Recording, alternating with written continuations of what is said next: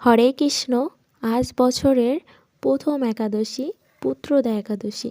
তো এই একাদশী কে কে রেখেছেন তাদেরকে সবাইকে জানাই আমার পক্ষ থেকে আবারও হরে কৃষ্ণ। তো এই একাদশীটা শুধুমাত্র একটি উপবাসের দিন নয়, কিন্তু এই একাদশী আত্মার পরিশুদ্ধি ও মুক্তির একটি প্রবেশদ্বার। এই একাদশীর দিনে এক একজন এক একভাবে একাদশী পালন করে থাকেন। তো দেখুন, আমি তেমন কিছুই সারাদিনে খাই না একাদশীর দিনে। তো রাতের বেলা দেখুন আমি অনেক ধরনের সবজি নিয়ে এটাকে প্রসাদ হিসেবে গ্রহণ করি রাতে। তো দেখুন এখানে আমি অনেক ধরনের সবজি নিয়েছি, সাথে আমি এই যে সবজির মধ্যে লবণটা ইউজ করলাম এটা ছিল সিন্ধুক লবণ। তবে এর মধ্যে আমি তেমন কোনো মশলা ইউজ করব না। তো মশলার মধ্যে আমি শুধুমাত্র একটু জিরার গুঁড়াই দিচ্ছি।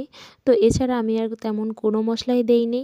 তো এগুলো দিয়ে সাথে একটু কাঁচামরিচ দিছিলাম। এছাড়া আমি আর কোনো মশলা ইউজ করি নাই। তো দেখুন এটাকে সুন্দর করে আমি সিদ্ধ করে নিচ্ছি। আচ্ছা, আপনারা কে কে এই একাদশী ব্রতটা রাখছেন অবশ্যই আমাকে কমেন্টে জানাবেন। তো এরপরে দেখুন আমি এই সবজিগুলো সুন্দর করে সিদ্ধ করে নিচ্ছি। তো যখন অর্ধেক সিদ্ধ হয়ে যাবে তো তখন আমি আগের থেকেই শাকগুলো ভিজিয়ে রাখছিলাম। তো এগুলোই আমি দিয়ে দেব, কারণ এগুলো সিদ্ধ হতে একটু টাইম লাগবে। তো এই জন্যই আমি সবজিটা পুরোপুরি সিদ্ধ হওয়ার আগেই এই শাকগুলো দিয়ে দিচ্ছি।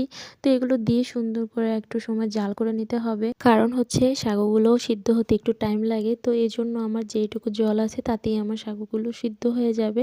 তো দেখুন আস্তে আস্তে করে এটাকে জাল করে নিচ্ছি। তারপর এর মধ্যে একটু ধনেপাতা ছিটিয়ে দিলাম। তো ধনেপাতা দিয়ে এটাকে সুন্দর করে মিশিয়ে নিচ্ছি। তো এর মধ্যে আমি আর কিছুই দেব না।